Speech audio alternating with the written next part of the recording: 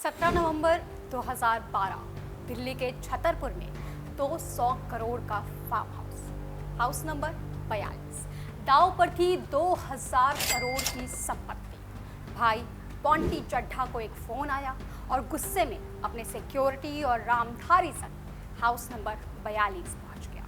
अंदर जाने के लिए खींचतान की तो मैनेजर ने दूसरे भाई हरदीप को फोन घुमाया और पूरी कहानी बताई।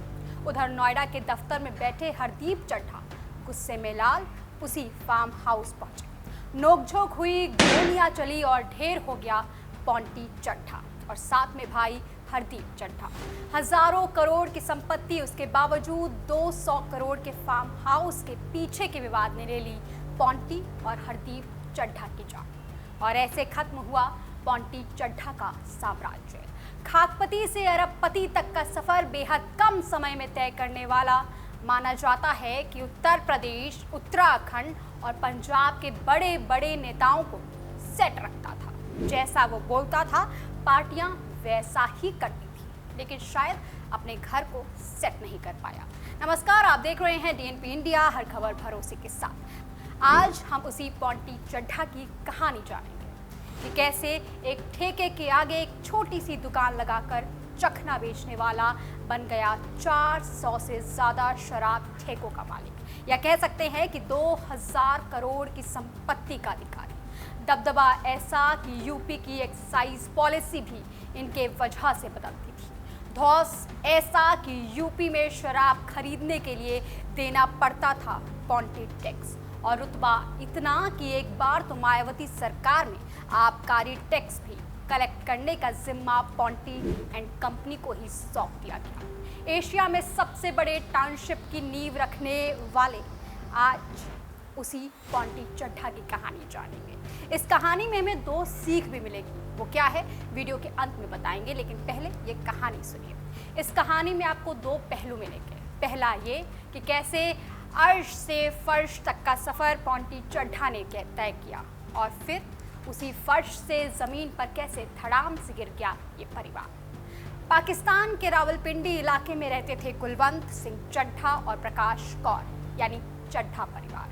भारत पाकिस्तान का विभाजन हुआ तो रावलपिंडी छोड़ उत्तराखंड के रामपुर इलाके में ये चड्ढा परिवार रहने लगा।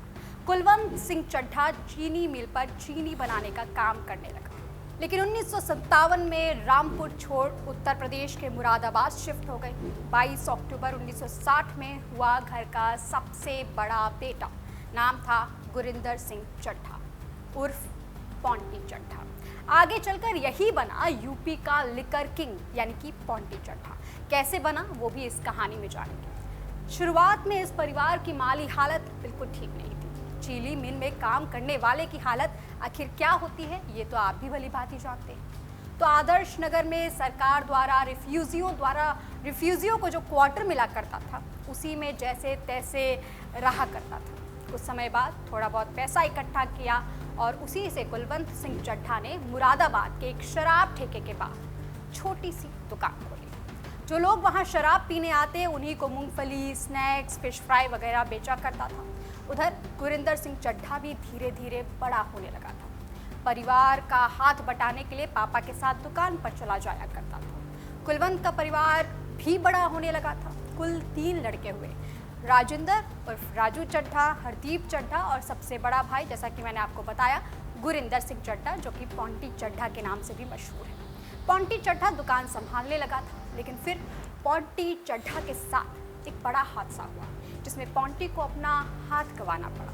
पोंटी के बचपन के साथी कैलाश कपूर बताते हैं कि आदर्श नगर वाले जो पुराना घर था, उसमें एक बार पोंटी अपने घर की छत पर अपने चचेरे भाई टिट्टू के साथ पतंग उड़ा रहे थे। तब उनकी उम्र लगभग 10 से 12 साल की रही होगी। पतंग छत पर उड़ा रहे थे और उसी के ठीक बराबर से जा रही थी हाई टेंशन लाइन। पतंग की तार उसमें उलझ गई, जिसे निकालने के लिए पोंटी चड्ढा छत पर ही पड़े एक लोहे की रॉड का इस्तेमाल करने लगे, जिससे उनके शरीर में करंट फैल गया और इतना तगड़ा फैला कि बायां हाथ कोहनी से ही खत्म करना पड़ा, काटना पड़ा। दूसरे हाथ में भी मुश्किल से 2 उंगलियां बच पाई थी, और इसके साथ ही उनकी हथेली भी बेहद चोटिल हो गई। लेकिन समय गुजरा इस हादसे ने पॉन्टी के जज्बे को जरा भी नहीं तोड़ा। 1970 से 1980 के दशक के बीच ही कुलवंत सिंह चड्ढा यानी कि पॉन्टी के पिता को शराब का लाइसेंस मिला और मुरादाबाद के अमरोहा गेट के पास शराब की दुकान खुली और यहीं से खुली गुरिंदर सिंह चड्ढा यानी कि पॉन्टी चड्ढा की किस्मत। करीबी बताते हैं कि कुलवंत सिंह चड्ढा और उनका बेटा यानी कि पॉन्टी चड्ढा दुकान को चलाने के लिए खूब मेहनत करने लगे। धीरे धीरे ये दुकान 1 से 2 में बदली, फिर 3, फिर 4 और देखते ही देखते दुकानों की संख्या 400 हो गई। खूब पैसा बनाया और पॉन्टी चड्ढा का रुतबा भी बढ़ने लगा। उस वक्त उत्तर प्रदेश में सियासत में भी बहुत कुछ चल रहा था। 2003 में मुलायम सिंह यादव की सरकार बनी। पॉन्टी को ये मालूम था कि अगर आगे बढ़ना है तो पॉलिटिकल लिंक होना बेहद ज़रूरी है। पॉन्टी ने अपना संबंध मुलायम सिंह यादव से मजबूत किया। दोनों के रिश्तों को यूपी में खूब सुर्खियां मिली, लेकिन इन चर्चाओं ने तूल तब पकड़ा जब मुलायम सिंह यादव पॉन्टी चड्ढा के मॉल वेव मॉल का, जो कि लखनऊ का सबसे पहला मल्टीप्लेक्स सिनेमा वाला मॉल था, उसका उद्घाटन करने पहुंचे। उसके बाद चीज़ें पॉन्टी चड्ढा के लिए बिल्कुल बदल गई। शराब बेचने से पॉन्टी ने खूब पैसा कमाया था और इन्हीं पैसों का प्रमाण था ये वेव मॉल। इन्हीं पैसों से पॉन्टी चड्ढा ने वेव इंक कंपनी की भी नींव रखी थी। समय के साथ ये जो इंक है वो गहराती गई। वेव का साम्राज्य यानी कि पॉन्टी का साम्राज्य बढ़ने लगा। आज भी आप जब वेव मॉल जाते होंगे सिनेमा देखने, तो आप जब वेव 1 भी देखते होंगे, ये सब कुछ इन्हीं पॉन्टी चड्ढा का है। ये सब कुछ पॉन्टी चड्ढा ने ही स्थापित किया है। पॉन्टी चड्ढा की पहचान अब उत्तर प्रदेश में बढ़ने लगी थी। अब जब लोगों ने जानना शुरू किया कि पॉन्टी चड्ढा कोई है जो शराब का व्यापार करता है, मुलायम सिंह के करीब भी है, तो अब पॉन्टी चड्ढा को लगा कि व्यापार के साथ साथ और भी कुछ करना चाहिए।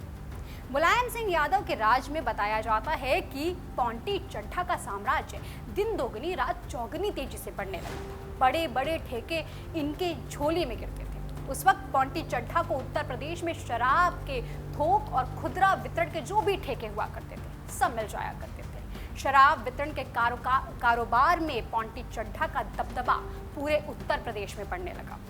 मुलायम सरकार में ही लखनऊ के वेव मॉल और मल्टीप्लेक्स के लिए जो पॉन्टी चड्ढा को ज़मीनें मिली थी, वो भी रियायती दामों पर मिल गई थी। खैर, समय बदला और उत्तर प्रदेश की सरकार भी बदली। 2007 में मायावती की सरकार बनी। सबको लगा कि अब पॉन्टी का वर्चस्व कम हो जाएगा, लेकिन ऐसा नहीं। बताया ये भी जाता है कि पॉन्टी का जो मायावती के साथ संबंध था वो 1995 के दशक से ही था, और जब फिर से मायावती की सरकार बनी तो ये रिश्ते और भी गहरे हो गए। इन्हीं रिश्तों ने पॉन्टी चड्ढा के कारोबार को पंख दिया। मायावती ने पॉन्टी चड्ढा के लिए रातों रात एक्साइज पॉलिसी भी बदल दी थी। शराब वितरण का जो पूरा अधिकार था वो पॉन्टी के पास चला गया, यानी कि शराब के मामले में पॉन्टी की मोनोपोली चलती थी। एक रात एक कंपनी और एक ही विक्रेता की तर्ज पर पूरे यूपी में शराब की थोक सप्लाई का लाइसेंस चड्ढा की कंपनी को ही मिल गया। इसके बाद पूरे राज्य में शराब की सप्लाई, वितरण और ब्रांड चयन का अधिकार भी सिर्फ पॉन्टी के पास ही था। अगर कोई कंपनी या ब्रांड यूपी में शराब बेचना चाहता तो उसे पॉन्टी चड्ढा की कंपनी को खुश रखना पड़ता था। जानकार तो ये भी बताते हैं कि किसकी शराब खरीदें, किसकी नहीं, ये फैसला सिर्फ पॉन्टी चड्ढा ही करता था। कंपनियों की मजबूरी हो गई कि शराब बेचनी है तो पॉन्टी को खुश करना ही होगा, और पॉन्टी इसी का फायदा उठाना शुरू कर चुका था। सस्ते दामों पर शराब खरीदकर उन्हें महंगे दामों पर बेचा करता था, वो भी मन चाहे दाम पर। इससे जो मार्जिन था वो बढ़ गया, मुनाफा धीरे धीरे बढ़ता ही गया। लोग इस मुनाफे को और इस रकम को पॉन्टी टैक्स कहते थे कि अगर उत्तर प्रदेश में शराब खरीदना है तो आपको पॉन्टी टैक्स देना पड़ेगा। शराब व्यवसायियों का ये भी आरोप है कि बहुजन समाज पार्टी की सरकार के दौरान पश्चिमी उत्तर प्रदेश के 12 जिलों में पॉन्टी चड्ढा को नीलामी के बिना ही शराब की दुकानें दे दी जाती थी। सिर्फ उत्तर प्रदेश ही नहीं, अब उनका दबदबा पंजाब में भी फैलने लगा था। पॉन्टी ने साल 2001-2002 में शराब बिक्री के जो ठेके थे वो पंजाब में भी हासिल किए। गुरमीत सिंह चड्ढा ऐसे उत्तर प्रदेश का लिकर किंग यानी कि पॉन्टी चड्ढा बन गया। यूपी सरकार पॉन्टी चड्ढा के लिए हमेशा ही मेहरबान नजर आया करती थी, और मेहरबानी सिर्फ शराब तक नहीं रुकी।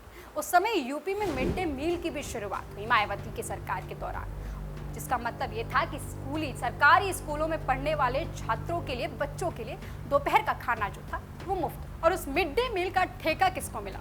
अंदाजा लगाइए। ये ठेका भी पॉन्टी चड्ढा को ही मिला, जिसकी कीमत उस समय एक साल के लिए 10,000 करोड़ रुपए थी। लोग अब उसके रुतबे को जानने लगे थे, पहचानने लगे थे, ये जानने लगे थे कि कोई है उत्तर प्रदेश में जिसे लिकर किंग कहा जाता है। कई इंटरव्यूज के दौरान जब पॉन्टी चड्ढा को लिकर किंग से संबोधित किया गया तो कहा जाता है कि पॉन्टी को ये बात बहुत पसंद आई नहीं। उसे लगा कि अब लिकर किंग का ठप्पा हटाना होगा और इसके लिए उसे अपने और भी व्यवसायों को बढ़ाना पड़ेगा। बिजनेस हाथ फैलाने लगा तो लगा कि अब दूसरे बिजनेस में भी हाथ डालना चाहिए। अब चूंकि कुलवंत सिंह चड्ढा यानी कि जो पॉन्टी चड्ढा के पिता थे, उनसे पॉन्टी चड्ढा बेहद प्यार करते थे।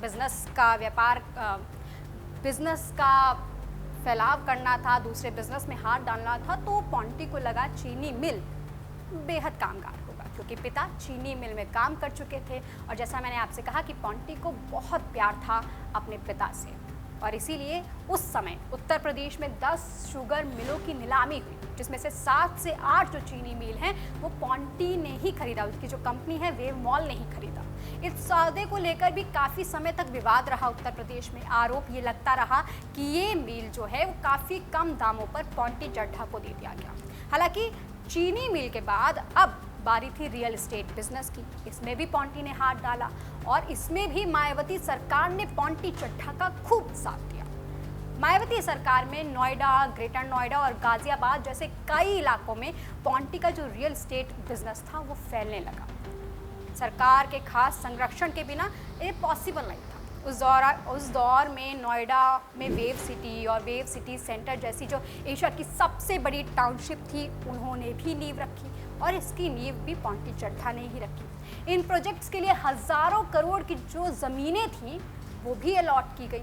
और ऐसा ही नहीं है, नोएडा के जो एशिया सबसे पॉश इलाका है यानी कि सेक्टर 18 है, इसमें जो सेंटर स्टेज मॉल है या सेंटर मेट्रो स्टेशन है, यहाँ पर भी ब्रांडिंग के लिए सरकारी ज़मीनें पॉन्टी चड्ढा को लीज पर दे दी गई। कारोबार तेज़ी से बढ़ता गया, हाथ फैलता गया। कारोबार सिर्फ यहीं तक सीमित नहीं था। पॉन्टी चड्ढा को बड़ा मन हुआ कि अब फिल्मों में पैसा लगाते हैं, तो सनी देओल की जो गदर है आपने भी देखी होगी, उस समय की बहुत चर्चित फिल्म है। इसके साथ ही सलमान खान की रिड्डी अगर आपने देखी होगी। ऐसी ही कई फिल्मों में पॉन्टी चड्ढा ने खूब पैसा लगाया। पॉन्टी चड्ढा को जानने वाले ये बताते हैं कि पॉन्टी को लाइमलाइट में रहना पसंद नहीं था, लेकिन फिर भी पॉन्टी चड्ढा ने बॉक्स ऑफिस पर धमाल मचाने वाली फिल्मों में पैसा लगाया। बेसिकली लाइमलाइट पर पैसा लगाया। कई फिल्मों के वितरक और फाइनेंसर भी रहे। आप वेव में मूवीज़ देखने जाते होंगे, वो भी उनका, और साथ में जो मूवीज़ देख रहे हैं उसमें पैसा भी उनका, जिससे पॉन्टी चड्ढा का नाम सिर्फ उत्तर प्रदेश ही नहीं बल्कि सपनों के शहर मुंबई के जरिए देश में फैलने लगा। और इसी के साथ उत्तर प्रदेश के सबसे बड़े व्यापारियों में पॉन्टी चड्ढा की गिनती भी होने लगी। इतना सब कुछ हासिल तो कर लिया, लेकिन पॉन्टी चड्ढा के परिवार में उधर फूट पड़ने लगी। पॉन्टी 3 भाई थे, मैंने स्टार्टिंग में आपको बताया, जिसमें से जो मझिला था, जिनका नाम राजेंद्र चड्ढा था और राजू था, वो भाई का पूरा साथ देता, बिजनेस में भी हाथ बटाता और पूरी मदद भी करता। लेकिन जो सबसे छोटा वाला था यानी कि जो हरदीप चड्ढा था, उसकी तनातनी संपत्ति को लेकर पॉन्टी से शुरू हो गई थी और यही फूट आगे चलकर पॉन्टी चड्ढा के मौत का कारण बनी। इस वीडियो में जानेंगे कि कैसे, लेकिन फिलहाल अपने मुद्दे पर आते हैं। इस बात का अंदाज़ा शायद पॉन्टी के पिता कुलवंत सिंह चड्ढा को पहले ही लग गया था, तभी तो शायद इन्हीं झगड़ों को देखते हुए, इन्हीं तनातनी को लेकर एक बार गुरुद्वारे भी कुलवंत सिंह चड्ढा अपने तीनों बेटे को लेकर गए, जहां कुलवंत ने पॉन्टी, राजेंद्र और साथ ही गुरमिंदर तीनों को एक कसम खिलाई कि संपत्ति को लेकर कोई लड़ाई नहीं करेगा, जो भी संपत्ति होगी तीनों में ही बटेगी। अब चूंकि इस व्यापार की नींव कुलवंत ने ही रखी थी और साथ ही पॉन्टी अपने पिता को प्यार भी करता था, तो वो मान गया। हालांकि मेहनत पॉन्टी की थी। लोग बताते हैं कि इस बिज़नेस को आगे बढ़ाने के लिए, अलग अलग व्यापार में हाथ डालने के लिए पॉन्टी ने खूब मेहनत की। एक शराब की दुकान से लेकर ये जो 2000 करोड़ का टर्नओवर करने वाला संपत्ति था, ये भी पॉन्टी चड्ढा ने ही स्थापित किया था। फिर भी वो मान गया। खैर 2011 में कुलवंत सिंह चड्ढा उर्फ पॉन्टी के पिता की मौत हो गई। पॉन्टी को बहुत बड़ा धक्का लगा, लेकिन समय बीता, पॉन्टी ने खुद को संभाला, वापस जिंदगी जीने लगा। लेकिन किसे पता था कि इसी के साल भर के बाद ही पॉन्टी भी अपने पिता के पास ही चला जाएगा। ये सब कुछ होने के बावजूद भी जो छोटा भाई था हरदीप, वो हमेशा पॉन्टी पर बिलबिलाया रहता था। खैर भाइयों से पॉन्टी की मोहब्बत कभी कम नहीं हुई थी। एक किस्सा तो ये भी सामने आता है कि पॉन्टी को जब भी कोई बड़ा ठेका मिलता तो उससे संबंधित जो भी छोटे मोटे ठेके हुआ करते थे वो उसके भाइयों को ही मिलते थे। पॉन्टी का सिक्का चलने लगा था। सिक्का ऐसा कि 1 फरवरी 2012 को इनकम टैक्स ने दिल्ली, नोएडा, लखनऊ, मुरादाबाद, चंडीगढ़ और छतरपुर समेत 25 ठिकानों पर रेड मारी थी। पॉन्टी के करीब 200 करोड़ रुपए भी मिले, लेकिन पॉन्टी चड्ढा का कुछ भी नहीं हुआ, बल्कि जिन ऑफिसर्स ने ये रेड मारी थी उनका ट्रांसफर कर दिया गया। पॉन्टी चड्ढा का पंजाब, उत्तराखंड और उत्तर प्रदेश में इतना दबदबा था कि किसी भी नेता से कहकर वो कुछ भी करा लेता था। यूपी में कौन सा अफसर तैनात होगा ये भी पॉन्टी चड्ढा ही डिसाइड करता था। पॉन्टी का दबदबा ऐसा कि मायावती सरकार में आबकारी कर जो होता है उसे भी वसूलने का ठेका पॉन्टी को ही दे दिया गया था। पॉन्टी चड्ढा का ना सिर्फ दबदबा था बल्कि रौला भी बेहद तगड़ा था। पॉन्टी चड्ढा 36 सिक्योरिटी गार्ड लेकर घूमता था, एक से एक महंगी गाड़ियों में घूमता था। बेंटले, फरारी, ये सब कुछ जब छतरपुर की गाड़ी सड़कों पर निकला करती थी जिसमें पॉन्टी चड्ढा बैठा करता था तो लोग मुड़ मुड़ कर पॉन्टी को देखा करते थे, जैसे किसी नेता या अभिनेता का फ्लीट निकल रहा हो। सारे नेताओं को सेट रखने वाला पॉन्टी चड्ढा सिर्फ यहाँ चूक गया कि वो अपने घर को नहीं सेट कर पाया, जैसा मैंने आपसे पहले बताया। 2012 की स्टार्टिंग हो रही थी, इसके साथ ही दोनों भाइयों में जो मतभेद था वो बढ़ने लगा था। अब जो मझला भाई था यानी कि राजेंद्र, उसकी बेटी की शादी तय हुई। पॉन्टी की भतीजी की शादी थी तो तैयारियां तो पूरे लाव लश्कर से होनी थी, यही हुआ भी। शादी इस्तांबुल में हुई, पूरा परिवार शादी में शरीक होने के लिए इस्तांबुल गया, लेकिन जो छोटा भाई था हरदीप चड्ढा वो नहीं गया, आपसी तनाव के चलते। हरदीप जो है वो छतरपुर के फार्म हाउस नंबर 42 में शिफ्ट हो चुका था, वहीं रहता था।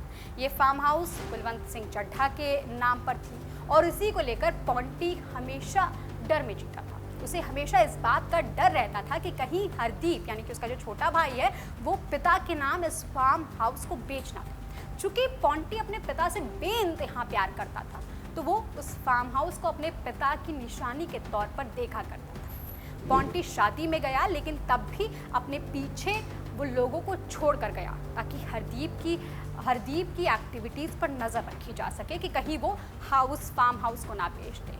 शादी हो गई, परिवार वापस आ गया। फिर आया 17 नवंबर 2012 का दिन। पॉन्टी को ये खबर लगी कि फार्म हाउस के आगे फॉर सेल का बोर्ड लगा हुआ है जिस पर नंबर भी किसी और का नहीं बल्कि हरदीप चड्ढा का लगा हुआ है। गुस्से में लाल पीले हुए पॉन्टी अपने सिक्योरिटी गार्ड और सुखदेव सिंह रामधारी के साथ फार्म हाउस पहुंचा। सुखदेव सिंह रामधारी उत्तराखंड में क्रिमिनल बैकग्राउंड का था, फिर राजनीति में आ गया, फिर उत्तराखंड माइनॉरिटी कमीशन के चेयरमैन भी 2012 में बना दिए गए। ये नाम याद रखिएगा दोस्तों, आगे इस नाम को लेकर एक बहुत बड़ा खुलासा होगा, तो तब तक ये नाम रखिएगा याद। अब पॉन्टी और जो पूरा काफिला था वो उस फार्म हाउस पहुंचा। फार्म हाउस के गेट पर ताला लगा हुआ था तो वहाँ मौजूद जो गार्ड था या मैनेजर था उन्हें ताला खोलने की जिद करने लगे, लेकिन खींचतान मचने लगी, ताला नहीं खुल पाया। इसी दौरान जो मैनेजर वहाँ बैठा हुआ था उसने हरदीप को फ़ोन घुमाया और पूरा किस्सा बताया। उधर हरदीप नोएडा के अपने दफ्तर में बैठा हुआ था और ये सुनते उसे भी गुस्सा आ गया, निकल पड़ा फार्म हाउस के लिए। जब तक हरदीप फार्म हाउस पहुंचता तब तक पॉन्टी और उसके साथ आए जो लोग थे वो ज़बरदस्ती अंदर घुस चुके थे। हरदीप पहुंचा, दोनों भाई आमने सामने हुए, नोकझोंक हुई, बहस हुई, लेकिन जैसा कि आम परिवारों में होता है ये वहाँ रुका नहीं। कहा जाता है कि तभी हरदीप ने गोली चला दी और फिर इधर से भी गोलियाँ चलने लगी। लेकिन चूंकि पॉन्टी के पास हाथ नहीं था, क्योंकि किस्सा मैंने आपको बता ही दिया है, इसीलिए पॉन्टी ने बंदूक नहीं चलाई थी, लेकिन जो उसके साथ लोग मौजूद थे उन लोगों ने गोलियां ज़रूर चलाई थी। दोनों तरफ से गोलियों की बारिश होने लगी। फिर 13 गोली जो है वो पॉन्टी को लगी और 8 गोली हरदीप को लगी। लेकिन यहाँ गौर फरमाने वाली बात यह है कि जब इतनी गोलियां चल रही थी, दोनों भाइयों को इतनी गोलियां लगी, तो फिर साथ में आए सुखदेव सिंह रामधारी को आखिर एक भी गोली क्यों नहीं लगी?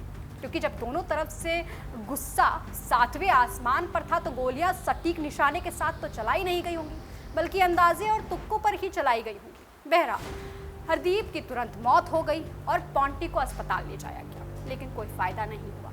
इस केस से पूरा परिवार जो है, उसके साथ साथ उत्तर प्रदेश में भी मातम छा गया। लोग सवाल पूछने लगे कि जिनके पास 2000 करोड़ रुपए की संपत्ति है, वो सिर्फ 200 करोड़ के फार्म हाउस के लिए ये सब कुछ खत्म कर बैठे। दो भाई, 200 करोड़ का ये फार्म हाउस और दाव पर थी 2000 करोड़ की संपत्ति, और सब कुछ हाशिए पर आ गया। फार्म हाउस अब ना तो पॉन्टी का हो सका और ना ही हरदीप का। 2000 करोड़ की संपत्ति सब अस्त व्यस्त हो गई और दोनों भाइयों की जिंदगी वो भी चली गई। खैर, अब वापस सुखदेव सिंह रामधारी पर आते हैं। पहले बातें ये पता चली कि दोनों भाइयों ने एक दूसरे को मौत के घाट उतार दिया था, लेकिन जब मामले की पड़ताल हुई तो पता चला कि रामधारी का नाम सामने आया इस केस में। इस पूरी घटना के दौरान जिसने उकसाने का काम किया था वो रामधारी था। मर्डर का चार्ज लगाया गया, बीजेपी ने पार्टी से निष्कासित कर दिया। परिवार भी फिलहाल अस्त व्यस्त हो चुका था। अब कारोबार पॉन्टी का भाई राजेंद्र का बेटा और साथ ही साथ पॉन्टी का जो बेटा है मोंटी, वो दोनों मिलकर संभालने लगे। लेकिन अब वो बात नहीं है। कई बार मोंटी को इसी व्यापार के चलते जेल भी जाना पड़ा है। मोंटी पर कई तरीके के मुकदमे भी दर्ज हैं। अब वो परिवार ना ही सुर्खियों में रहा, ना ही उनका बिजनेस अब सुर्खियों में है। हालांकि वेव ग्रुप अभी भी चल रहा है। नोएडा सेक्टर 18 में आपको दिख जाएगा, लखनऊ में वेव मॉल मिल जाएगा। ये जो पूरा एम्पायर है वो पूरा आपको दिखेगा, लेकिन फिर भी अब वो बात नहीं, अब वो रुतबा नहीं, वो धार नहीं। सरकारों के साथ जो नज़दीकियाँ थी वो भी खत्म हो गई, वो सारी मिसालें चकनाचूर हो गई। खैर, जैसा कि मैंने आपको स्टार्टिंग में कहा था कि इस कहानी से आपको दो सीख भी मिलेगी। अगर आपको मिल गई हो तो कमेंट सेक्शन में लिखकर हमें ज़रूर बताइएगा, लेकिन अगर नहीं मिली हो तो बता देती हूँ। पहली तो ये कि चाहे संपत्ति आपके पास कितनी भी हो जाए, लेकिन हमेशा परिवार को साथ रखिए। और दूसरी ये कि ज़िंदगी के मोड़ पर कभी किसी आपसी में लड़ाई हो जाए, चाहे परिवार में लड़ाई हो जाए, तो किसी तीसरे को इन्वॉल्व मत कीजिए, जैसा कि पॉन्टी ने किया था रामधारी को इन्वॉल्व करके। अगर रामधारी वहाँ नहीं जाता तो शायद उस दिन वो घटना नहीं होती। शायद 17 नवंबर की तारीख पॉन्टी और उसके भाई हरदीप के लिए आखिरी नहीं होती। ये लड़ाई होती ज़रूर, लेकिन दोनों भाई एक दूसरे की ज़िंदगी को ख़त्म नहीं करते। ऐसे में ये दो सीख मिली है, ये हमें बहुत कुछ बताती है। दोस्तों, आपको कैसी लगी ये वीडियो कमेंट सेक्शन में लिखकर ज़रूर बताइएगा, और अगली बार आप किस उस शख्सियत पर वीडियो देखना चाहते हैं ये भी लिखकर ज़रूर बताइएगा। वीडियो पसंद आई हो तो वीडियो को लाइक कीजिए, चैनल को सब्सक्राइब कीजिए और देखते रहिए DNP इंडिया, हर खबर भरोसे के साथ।